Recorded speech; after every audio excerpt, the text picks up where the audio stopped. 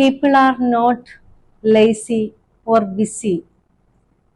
They have goals which do not inspire them. That's it. മനുഷ്യർക്ക് goal ഉണ്ടാകും, അത് പക്ഷെ അവരെ ഇൻസ്പയർ ചെയ്യുന്നതായിരിക്കില്ല. അതുകൊണ്ട് അവരത് ചെയ്യുന്നില്ലെന്നുള്ളതേ ഉള്ളൂ. നമസ്കാരം, ഞാൻ doctor Tracymol Mathai, consultant psychologist from Mind Beauty, let our mind Shine.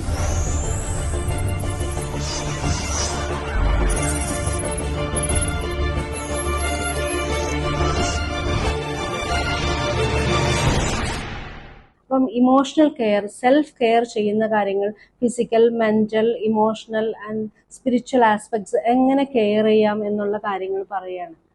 അതിനെക്കുറിച്ചാണ് സംസാരിച്ചുകൊണ്ടിരിക്കുന്നത്. സെൽഫ് അബ്യൂസീവ് ആയിട്ടുള്ള ഇമോഷണൽ പാറ്റേൺ നമ്മൾ അറിയാതെ നമ്മൾ കൊണ്ടു നടക്കാറുണ്ട് പൊതുവെ. അപ്പം നമുക്കറിയില്ല, നമ്മൾ ഈ ബിഹേവിയർ, ഈ രീതി നമുക്ക് സെൽഫ് അബ്യൂസീവാണ്, നമുക്ക് നഷ്ടമാണ്, നമുക്ക് പ്രയാസം തരുന്നതാണ്, ബുദ്ധിമുട്ട് തരുന്നതാണെന്ന് നമുക്ക് അറിയില്ല. അതെങ്ങനെയാണ് നമുക്ക് ചെക്ക് ചെയ്യാൻ സാധിക്കും, നമുക്കതെങ്ങനെ നോക്കാനായിട്ട് സാധിക്കും എന്ന് പറഞ്ഞാൽ ഇൻട്രോസ്പെക്ട് ചെയ്യുക.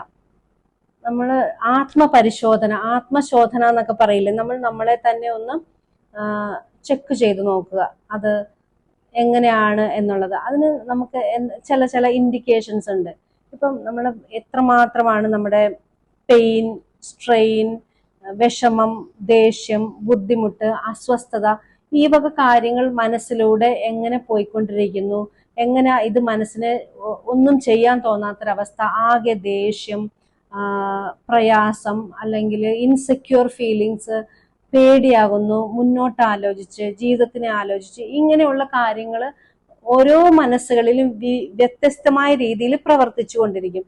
ഈ കാര്യങ്ങൾ നമ്മുടെ ഒരു ബോട്ടിലാണെങ്കിൽ അല്ലെങ്കിൽ ഒരു ജാറാണെങ്കിൽ അത് നിറഞ്ഞു കവിയുന്നത് പോലെ നമുക്കത് കണ്ടെയ്ൻ ചെയ്യാൻ സാധിക്കുന്നില്ല എന്നുണ്ടെങ്കിൽ അതിനെ നമ്മൾ ശ്രദ്ധിക്കണം.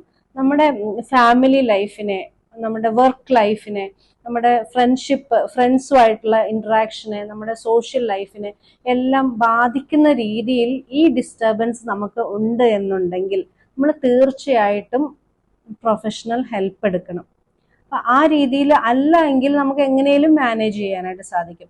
അത് നമ്മൾ ബാധിക്കുന്നു എന്ന്, നമ്മുടെ സ്മൂത്ത് നോർമൽ ഫങ്ഷൻസിനെ ബാധിക്കുന്നു എന്ന് കണ്ടു കഴിഞ്ഞാൽ നമുക്ക് പറ്റിയ ഒരു, നിങ്ങളുടെ കംഫർട്ടിനും നിങ്ങളുടെ റാപ്പോയ്ക്കും നിങ്ങൾക്ക് പറ്റിയ ഒരു തെറാപ്പിസ്റ്റിനെ കണ്ട്, your choice, find A therapist of your choice and comfort, അങ്ങനെയുള്ള ഒരാളെ കണ്ടെത്തി തെറാപ്പി എടുക്കുക, വേണ്ട ചികിത്സ എടുക്കുക എന്നുള്ളത് അത് സെൽഫ് കെയറിന്റെ ഭാഗമാണ്. അത് സ്വയം ഇഷ്ടപ്പെടുന്നതിന്റെ ഭാഗം തന്നെയാണ് അങ്ങനെ ചെയ്യുക എന്നുള്ളത്. ഇപ്പം ഈ ഒരു കാര്യം നമ്മളിപ്പോൾ എല്ലാവരും കംപ്ലീറ്റ് ബോഡി ചെക്കപ്പ് ചെയ്യും, അല്ലെങ്കിൽ ഇപ്പൊ പറഞ്ഞാൽ സുഖചികിത്സയൊക്കെ ചെയ്യും, ആയുർവേദ. ഈ സുഖചികിത്സ ചെയ്യുന്നത് എന്തിനാണ്? ഒരു ഫ്രഷപ്പ് ആവാനാണ്, ഒന്നും കൂടി ക്വാളിറ്റി വരാനാണ്. കംപ്ലീറ്റ് ബോഡി ചെക്കപ്പ് ചെയ്യുന്നത് എന്തെങ്കിലും അസുഖമുണ്ടോ, എന്തെങ്കിലും ഉണ്ടെങ്കിൽ അത് ക്ലിയർ ചെയ്യുക, എന്താണ് മാനേജ്മെന്റിന് വേണ്ടിയിട്ടാണ്. ഇതുപോലെ തന്നെ ഒരു ഇമോഷണൽ ചെക്കപ്പ് ചെയ്യുന്നത് വളരെ നല്ലതാണ്. ഒരു എക്സ്പേർട്ടിന്റെ അടുത്ത് ചെന്ന് ഒരു ഇമോഷണൽ ചെക്കപ്പ് ചെയ്യുന്നത് നല്ലതാണ്. ചെന്നിട്ട് നമ്മൾ ഇമോഷണൽ ഫിറ്റ്നസ് എങ്ങനെയുണ്ട്, നമ്മൾ എന്തെങ്കിലും കാര്യങ്ങൾ ശ്രദ്ധിച്ചാൽ ഒന്നും കൂടി നമുക്ക് ക്വാളിറ്റിയുള്ള ലൈഫ് കിട്ടുമോ ഇല്ലയോ എന്നുള്ള കാര്യമൊക്കെ ചെക്ക് ചെയ്യുന്നത് വളരെ ഇമ്പോർട്ടൻ്റ് ആയിട്ടുള്ള കാര്യമാണ്. അതിന് നിങ്ങളെ പ്രൊഫഷണൽസ് ഹെൽപ്പ് ചെയ്യും തീർച്ചയായിട്ടും.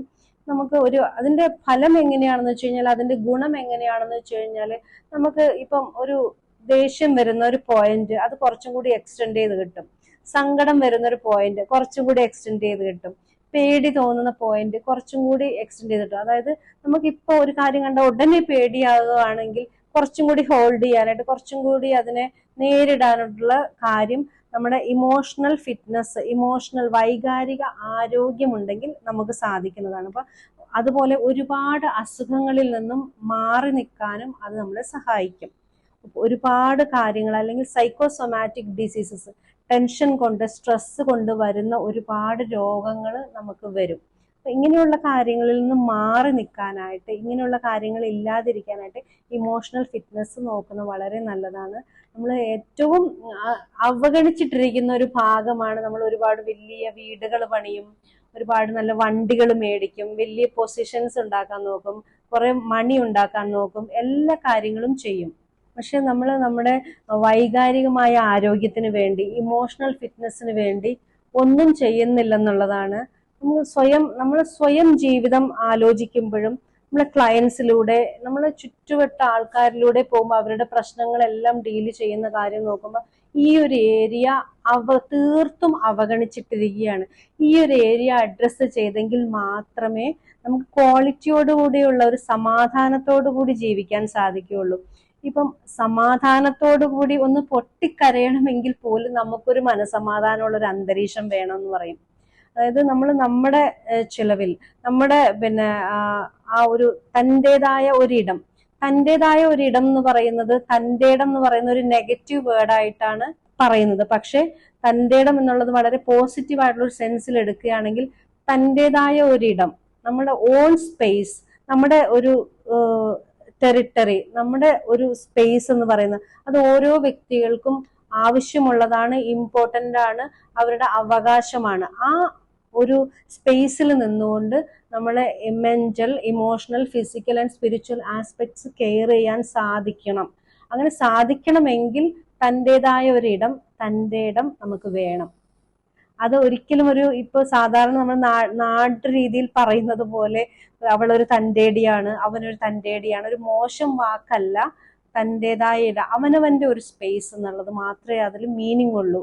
ഈ രീതിയിൽ പറയുമ്പം ആ ഒരു രീതി നമുക്ക് മസ്റ്റായിട്ടും വേണം. അങ്ങനെ ഇല്ലാത്ത ആൾക്കാര് അത് വേണമെന്ന അവയർനെസ് വരുമ്പോ തന്നെ അതിലേക്കുള്ളൊരു യാത്ര നന്നായിട്ട് വരും. അങ്ങനെയാണ് ചെയ്യുന്നത്. ഇതിനെല്ലാം എവിടെ സമയം? ഇമോഷണൽ ആസ്പെക്ട് ഒക്കെ നോക്കാൻ നമുക്ക് സമയമൊന്നുമില്ല. അതൊക്കെ സമയമുള്ളവർക്ക് പറ്റിയൊരു കാര്യമാണ്.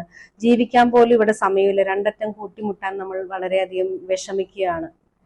ഇതിനെങ്ങനെയാണ് ഉത്തരം എന്ന് പറഞ്ഞു കഴിഞ്ഞാൽ, people are not lazy or people are not busy. They have goals that do not inspire them. അതായത് നമുക്ക് ധൃതിയായിട്ടോ അല്ലെങ്കിൽ മടിയായിട്ടോ അല്ല, നമ്മളെ പ്രചോദിപ്പിക്കുന്ന, അട്രാക്ട് ചെയ്യുന്ന ഗോൾസ്, ലക്ഷ്യങ്ങൾ ഇല്ലാത്തത് കൊണ്ടാണ് ഇതൊന്നും മെനക്കെടാൻ തോന്നാത്തത്. അപ്പൊ ഇതിനൊരു എളുപ്പവഴി, ഇതിനൊരു സൊല്യൂഷൻ എന്ന് പറഞ്ഞാൽ എന്താന്ന് വെച്ച് കഴിഞ്ഞാല്, നമ്മൾ വളരെ അട്രാക്റ്റീവ് ആയിട്ടുള്ള ഒരു ഗോൾ സെറ്റ് ചെയ്യുക. ആദ്യം നമുക്ക് വളരെ ആകർഷണം തോന്നുന്ന, നമുക്ക് വളരെ അതിനോടൊരു അഭിനിവേശം തോന്നുന്ന, ഒരു പാഷൻ തോന്നുന്ന ഒരു ഗോൾ ഓരോരുത്തരും സെറ്റ് ചെയ്യുക. ആ ഗോളിനോട് കൂടെ emotional care, emotional self care, total self care, especially emotional self care attach ചെയ്യുക അതിനോട്. അപ്പൊ ആ ഗോളുമായിട്ട് അറ്റാച്ച് ചെയ്യുമ്പം അത് പെട്ടെന്ന് നടക്കും, ഓട്ടോമാറ്റിക് ആയിട്ട് നടക്കും. തന്നെയല്ല, ആ ഗോൾ വളരെ സ്പീഡിൽ നടക്കുന്നതായിട്ടും നമുക്ക് കാണാനായിട്ട് സാധിക്കും. കാരണം വളരെ ഫ്രീ ആയിട്ട്, എഫോർട്ട്ലെസ് ആയിട്ട്, തടസ്സങ്ങളെല്ലാം, ഓപ്ഷൻസ് ഒക്കെ നന്നായിട്ട് ഉപയോഗിച്ചുകൊണ്ട് ഡീൽ ചെയ്ത് പോകുന്നത് ഓട്ടോമാറ്റിക് ആയിട്ട് നമുക്ക് നമ്മളിൽ തന്നെ വരുന്ന മാറ്റങ്ങൾ കാണാനായിട്ട് സാധിക്കും. എന്താന്ന് വെച്ച് കഴിഞ്ഞാൽ, നമുക്ക് എല്ലാവർക്കും ക്വാളിറ്റിയോട് കൂടി ജീവിക്കേണ്ടതുണ്ട്. Because happiness is our birth right. Mind Beauty ഇനി മറ്റൊരു വിഷയമായി അടുത്ത എപ്പിസോഡിൽ. എല്ലാവരും സപ്പോർട്ട് ചെയ്യണേ.